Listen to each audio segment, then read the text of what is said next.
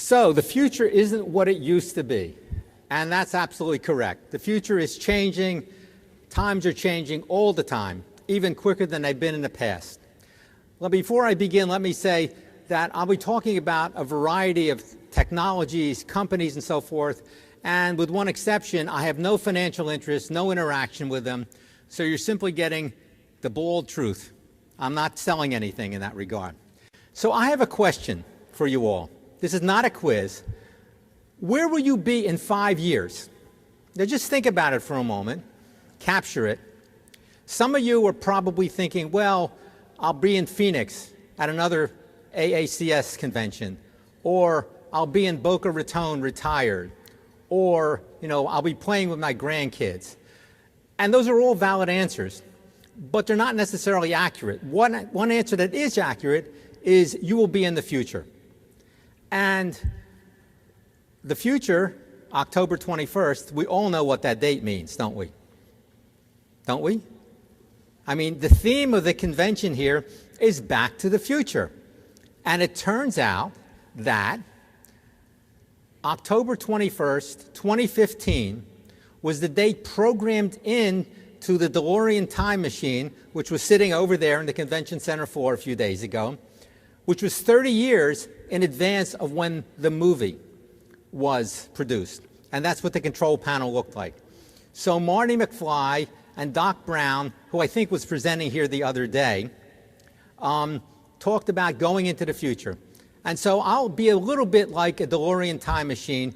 I'll be going to the future, I'll be going to the past, and coming back to where we are now. So let's talk about what predictions the movie might have gotten right. Well, brain-controlled video games, they got that right. 3D movies, we have 3D movies now. Handheld tablet computers, we have those. Everybody around, not everybody, but most people have smartphones and iPads and so forth. We have video conferencing. You go onto Skype, you can talk with anybody on the world, even from your cell phone. Augmented and virtual reality, they're around now, they're becoming much more prevalent in the future. Wall-mounted widescreen TVs. Back 30 years ago, they never even envisioned of a flat TV, much less a TV with 72 inches of span in it. And hydroponics to grow vegetables in your kitchen. It turns out that there's a company called Grove Laboratories, which is now marketing a device combined with a fish tank to grow vegetables in your kitchen. And it's great.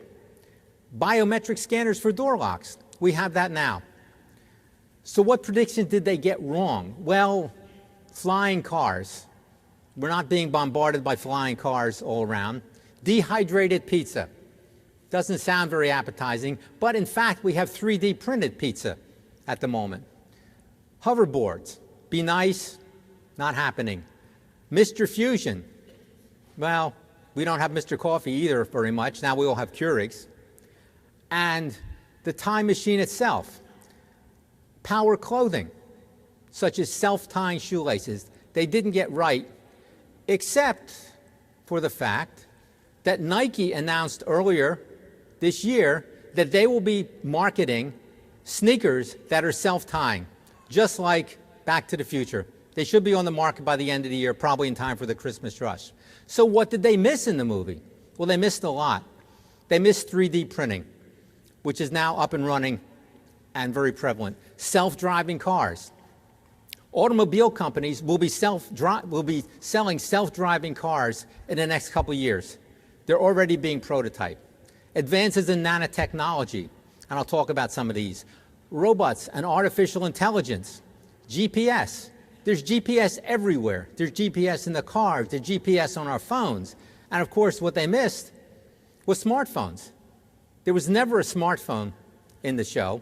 I mean, all they did was show lots of fax machines, which right now is an ancient technology. And if you think back, not too long ago, there was no internet. There were no cell phones. When you arrived at the airport, and I was traveling a lot back in the 80s, everybody rushed off the plane at Dulles International Airport to a bank of about 150 payphones to call home or call the office because they were out of touch completely on the plane. There was no Wi-Fi. If there was, you couldn't access it anyway. there were no personal computers. When I arrived at the National Institutes of Health back in '75, I had two pieces of equipment. I had a calculator and an electric typewriter. That was it. Yeah, there was a little terminal down there, and you could sort of access a little rudimentary form of email. There were no iPads or tablet computers. The word texting was completely unknown.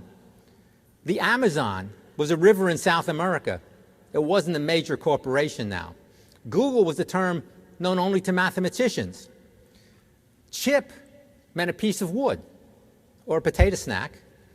And tweeting was done by birds. And hardware, you brought in a hardware store. That was the definition of hardware.